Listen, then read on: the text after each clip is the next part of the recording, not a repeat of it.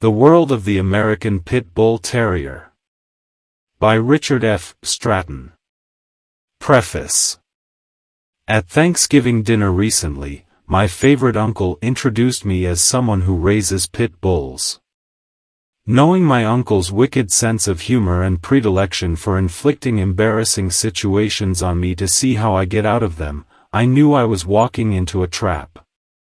My uncle's friend was obviously intelligent and well-educated and, above all, a good and classy person. So, naturally, his response to my exposure as a pit bulldog devotee was something of a shock to him. "My God," he said, shaking his head in mild disapproval. I looked at him confused and replied, "Brainwashed by the media, I guess."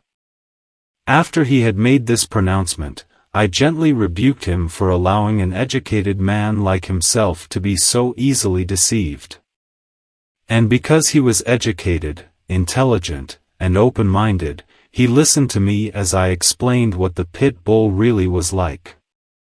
He apparently gave me some credit for what I had to say, as he left that night with a comment on the way out that he wanted to talk to me about the possibility of acquiring a pit bull puppy, much to the surprise of my very knowledgeable uncle. Well, from experience with my dogs, that pit bulls, despite their reputation to the contrary, have possibly the best and most stable dispositions of all dogs. Unfortunately, it must be assumed that anyone unfamiliar with pit bulldogs who chooses to read this book has been brainwashed by the media, because surely most of the public has been brainwashed, and where else would they have gotten the information? It is to be hoped, however, that the reader will be receptive enough to consider this most deserving of dogs on his own merits rather than his reputation. It may seem that where there is smoke there must be at least a small fire, and sure enough, there is. There are dogs with such a knack for fighting, and since they enjoy fighting, they can be a danger to other dogs, regardless of size, and to other animals, too. In this way, the owner of a pit bulldog must be a responsible person and not violate the laws as many others do.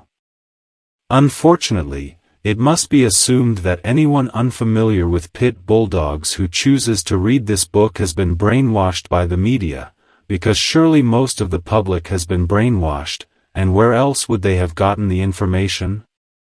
It is to be hoped, however, that the reader will be receptive enough to consider this most deserving of dogs on his own merits rather than his reputation. It may seem that where there is smoke there must be at least a small fire, and sure enough, there is.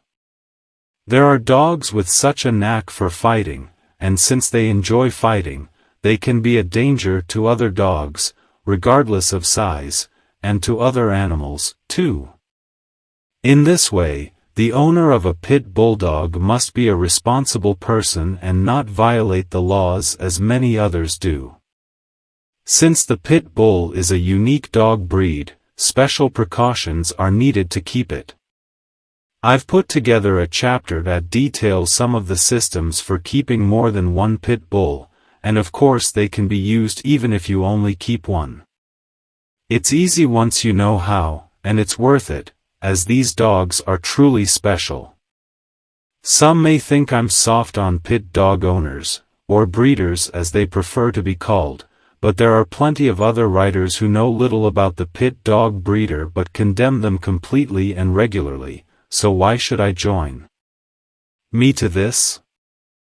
I think my position is more to put things into perspective for readers who have been fed stories of how kittens and small dogs are used as bait in pit dog training. Also, despite a scientific disposition, I am a hopeless romantic when it comes to this breed because I see this dog as the most courageous and heroic of all dogs, and I am not convinced they would look that way without the sport. Furious that they forged them. Perhaps one reason I am so tolerant and understanding of a pit dog breeder is that in my youth it was my good fortune to meet distinguished men who happened to be pit dog breeders. Though they could bear to watch a pit dog take punishment in a competition, they were more affectionate than many people around animals, and they were genuine dog lovers, too. They were much more responsible dog owners than the vast majority of people, including many of those who criticize the pit dog breeder. My old mentor Bob Wallace, in particular, was highly critical of the irresponsible behavior of most dog owners. And I've never known anyone who had a better feeling for dogs or took more care of them. This is my third book on the American Pit Bull Terrier. Ideally, the books should be read in order, starting with This is the American Pit Bull Terrier, then Book of the American Pit Bull Terrier. American, and ending with this one. There is no harm, however, in reading the books out of sequence. In fact, this book is in some ways more of a primer than the other two, as it deals with basic material like elementary things like feeding and housing for the American Pit Bull Terrier. Some readers may be shocked that I provide a generalized form of fight training in this book. But why not?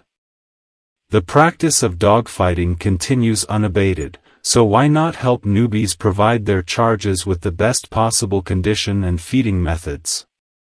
After all, my thesis has always been that competition dogs are not cruel if done properly. Also, exactly how this is all done will be of interest to the pit bull owner and perhaps even to those poor lap dog devotees who have been horrified and sickened by stories of how pit dog breeders are constantly on the prowl for small dogs to use them as training guinea pigs. One of the problems with a third book is to avoid repeating what was already discussed in the other two. However, some things are worth repeating, and other items need embellishment. Generally, however, the material in this book consists of what I have yet to say about what I consider to be the most extraordinary and unique breeding of dogs that ever existed. Richard F. Stratton. When someone unfamiliar with the breed takes his first look at an assortment of American Pit Bull Terriers, he may be singularly unimpressed. Some have large heads, while others, by comparison, have narrow heads. Some of the dogs are small, and even the big ones look like soft-coated hounds. What these dogs have in common is not readily apparent to the casual observer. The trained eye, however, notices the muscular bodies, agile movement, and jaws that even narrow-headed dogs possess. All dogs, from the smallest to the largest, have a fierce aura. Even so, few people will not believe that these dogs are the most formidable of canines. The supremacy of the American Pit Bull Terrier has been demonstrated time and time again. When we consider that this creation was created to fight for at least several hundred years, and more likely several thousand years, it is not surprising that it would triumph, despite its size, over other races that were not created in this way. However, 25 or 30 kilograms pit bulls conquered 60 kilograms Tosas in Japan, and these dogs were bred to fight. Why do these American Pit Bull Terriers have such an advantage? The answer is not so clear, but I think it has something to do with the length of time that breeds have been bred for this purpose. Obviously, the pit bull is a purer descendant of the ancient fighting dogs than the other breeds. Of course, some people will be repulsed by the breed precisely because of its vigorous enjoyment of the fray and its deadly efficiency in doing so. So be it. Race is not for everyone. In fact, a pit bull owner must be a more responsible person than most other dog owners.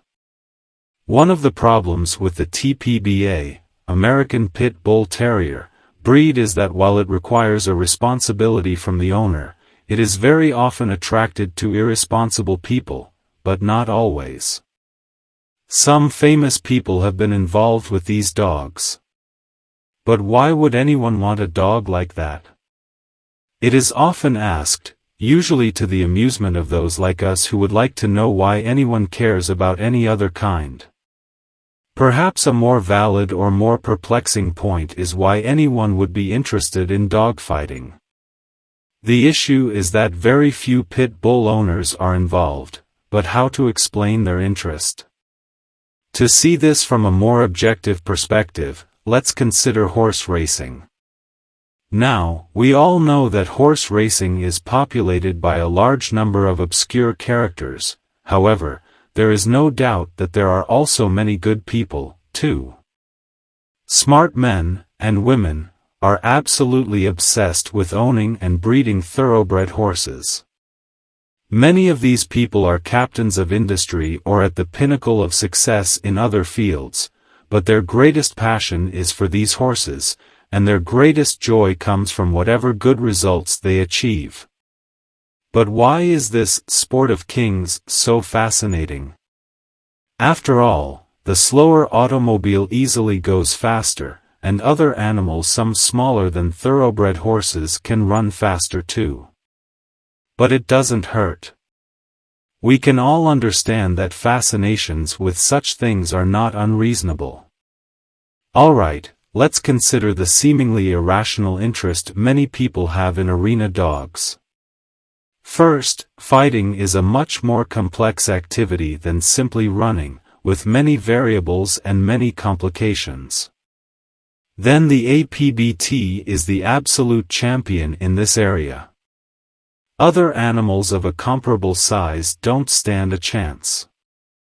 Also, because of its great strength, agility and courage, the APBT is skilled in things other than fighting. As a prize, the pit bull is intelligent, loving and has the most stable attitude of all dogs. There are several things in which the APBT is unique. Let's take just one as an example. A large number of pit bulls have the ability to climb trees. There seem to be two explanations for this fact. First, pit bulls are extremely stubborn, and if there's something in the tree they want, they'll climb it. Second, pit bulls use their front legs in wrestling as leverage, like a wrestler uses his arms. This makes the forelegs more human-like and capable of grasping. All this, together with the characteristic strength of the breed, allows many dogs to climb trees easily.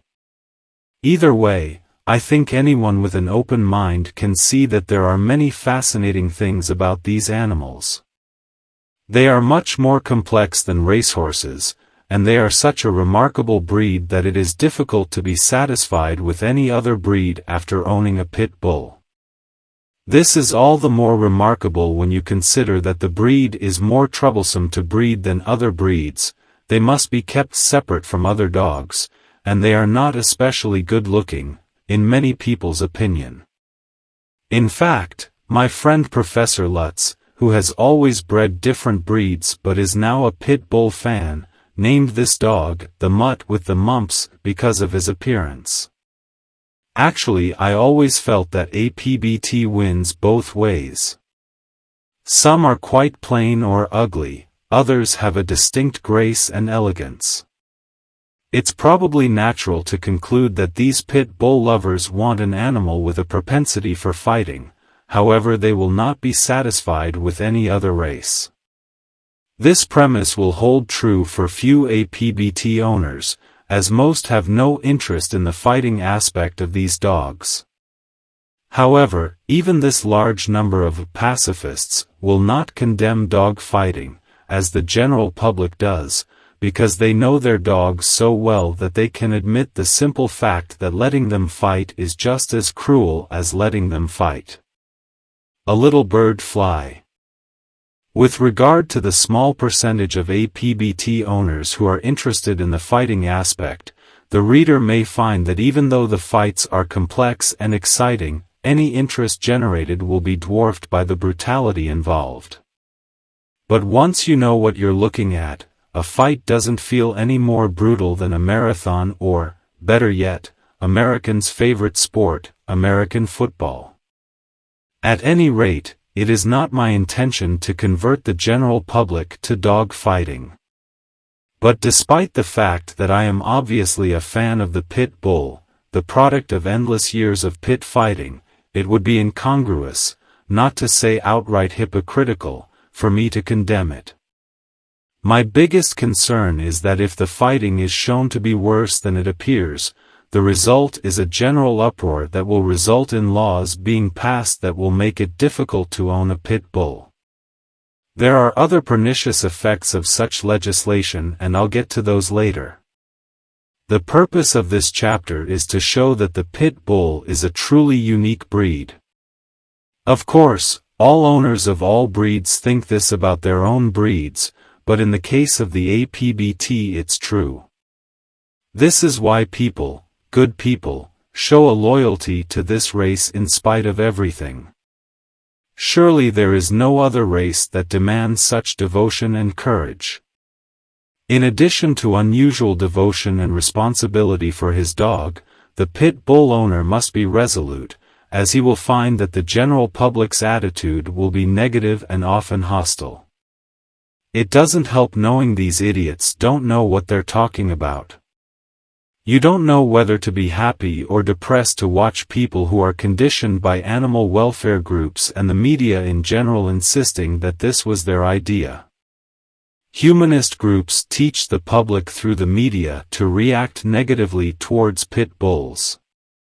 Anyway, if you are going to have one of these iron dogs, you must have some strength inside. Those that do will be rewarded many times over by their dogs. And for the ignorant who can be so annoying, let's be patient and tolerant. Maybe with a little pity it will be good. Not everyone can appreciate a good APBT and enjoy it. History is indeed little more than the record of the crimes, follies, and misfortunes of mankind. Gibbon. The world loves a spice of wickedness. Longfellow. This was the first part of the Richard Stratton audiobook. My name is Rodolpho Luiz, and I invite everyone to enjoy the knowledge of this wonderful breed. Subscribe so you don't miss the next video. God bless you all. I went.